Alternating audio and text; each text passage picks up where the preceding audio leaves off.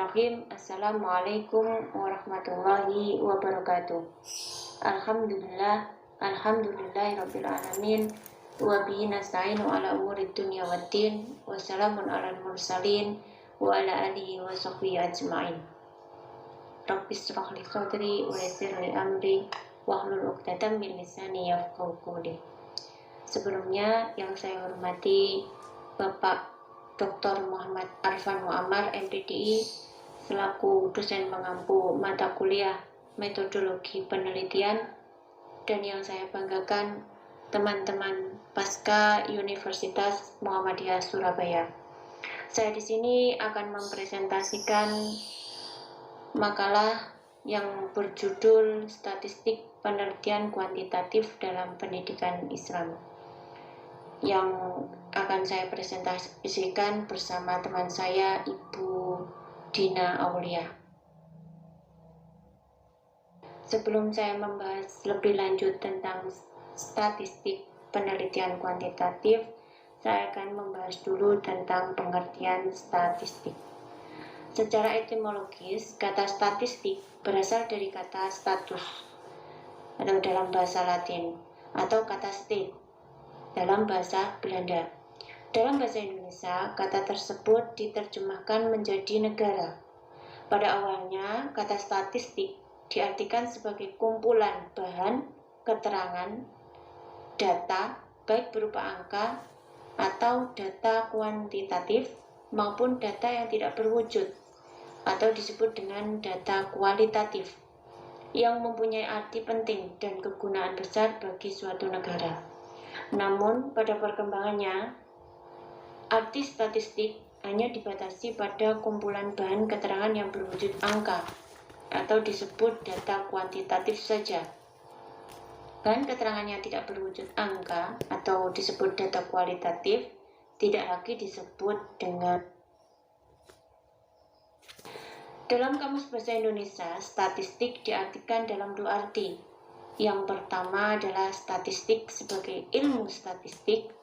Yang kedua adalah statistik diartikan sebagai ukuran yang diperoleh atau berasal dari sampel, yaitu sebagai lawan dari kata parameter yang berarti ukuran yang diperoleh atau berasal dari populasi. Perbedaan antara statistik dan statistika. Kalau statistik adalah kumpulan fakta yang berbentuk angka yang disusun dalam daftar atau tabel atau diagram yang melukiskan atau menggambarkan suatu persoalan. Sedangkan statistika, atau dalam bahasa Inggris disebut statistics, artinya adalah ilmu tentang cara-cara mengumpulkan, mentabulasi, dan menggolongkan, menganalisis, dan mencari keterangan yang berarti dari data yang berupa. Sedangkan penelitian kuantitatif, atau disebut dengan quantitative research, adalah suatu metode yang bersifat induktif, objektif, dan ilmiah, di mana data yang diperoleh berupa angka-angka atau pernyataan-pernyataan yang dinilai dan dianalisis dengan analisis statistik. Menurut Sugiono, metode kuantitatif itu dapat diartikan sebagai metode penelitian yang berlandaskan pada filsafat positivisme, digunakan pada populasi atau sampel tertentu. Sedangkan teknik pengumpulan sampel pada umumnya dilakukan secara random.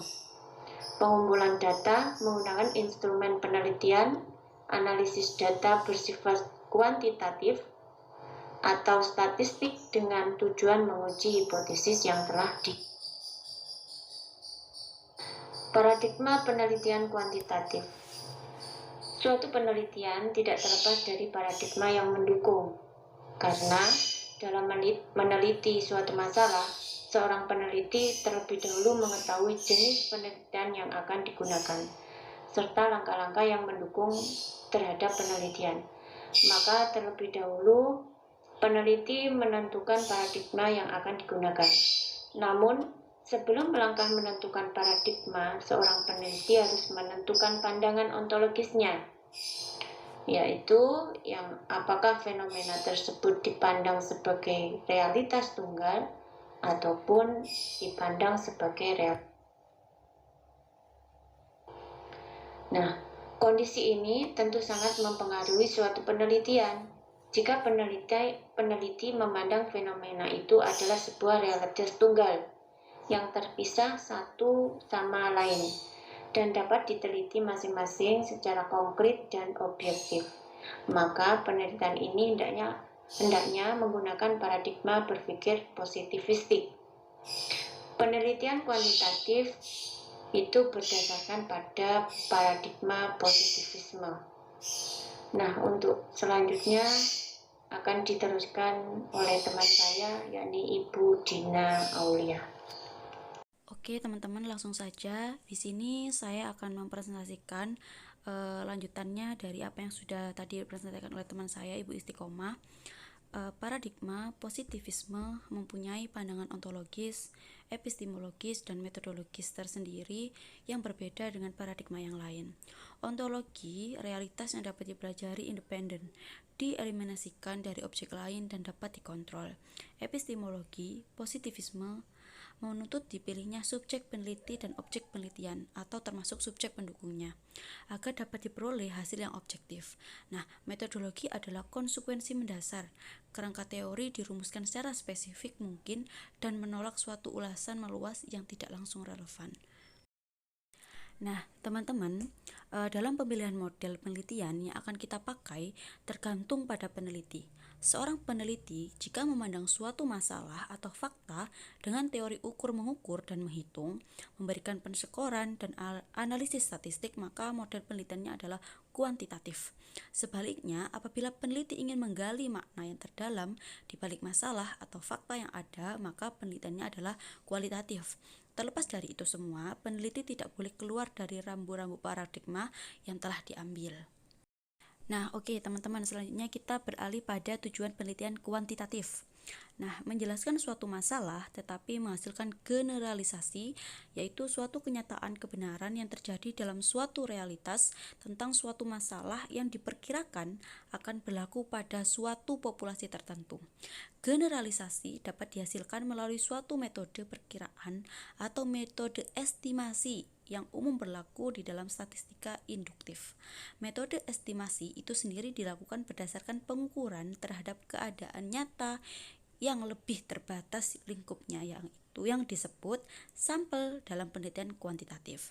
Jadi yang diukur dalam penelitian adalah sebagian kecil dari populasi atau yang biasa disebut data. Data ini adalah contoh dari kenyataan yang dapat diprediksikan ke tingkat realitas dengan menggunakan metodologi kuantitatif. Nah, oke teman-teman, selanjutnya kita akan membahas tentang strategi dan desain penelitian kuantitatif. Desain penelitian adalah rancangan khusus mengenai metodologi penelitian yang akan dilakukan terkait dengan masalah yang akan kita teliti. Desain ini dalam proposal ada dalam bagian metode penelitian. Untuk dapat menggali data dengan baik diperlukan strategi tertentu menurut tuntutan dari model penelitian. Dari strategi penelitian inilah desain penelitian dapat disusun. Sejalan dengan perkembangan ilmu dan teknologi, maka berkembang pula strategi penelitian sebagai landasan penyusunan desain. Nah, strategi ini lebih ditekankan pada pandangan ontologi dan epistemologi. Kemudian, dengan pola pikir tertentu muncullah strategi penelitian. Nah, sekarang kita akan membahas tentang penelitian kuantitatif dalam pendidikan Islam. Penelitian kuantitatif dalam pendidikan Islam pada dasarnya sama dengan penelitian pada umumnya. Hanya saja seseorang peneliti harus mampu memahami terhadap masalah yang akan diteliti, apakah penelitiannya kuantitatif atau kualitatif. Kemudian menentukan paradigma yang akan digunakan supaya dapat menyusun strategi penelitian dilanjutkan dengan desain penelitian. Nah, pendidikan agama Islam tidak jauh berbeda dengan pendidikan umum. Maka, penelitian yang digunakan bisa menggunakan strategi atau desain penelitian pendidikan pada umumnya. Yang terpenting dalam penelitian adalah memahami betul apa yang akan kita teliti serta objek yang akan diteliti. Maka, model penelitian kuantitatif juga dapat digunakan dalam pendidikan Islam. Hal ini bertujuan untuk membuktikan sebuah teori untuk mengembangkan teori baru atau pengembangan mutu pendidikan yang lebih baik. Nah, mungkin itu teman-teman apa yang bisa kami sampaikan, apa yang saya sampaikan, dan apa yang sudah disampaikan oleh Ibu Istiqomah. Semoga apa yang kami berdua sampaikan bisa bermanfaat bagi kalian dan juga bermanfaat bagi kami pribadi tentunya. Kurang lebihnya kami mohon maaf apabila ada salah kata. Kami akhiri, billahi fisabil haq fasabil khairat. Wassalamualaikum warahmatullahi wabarakatuh.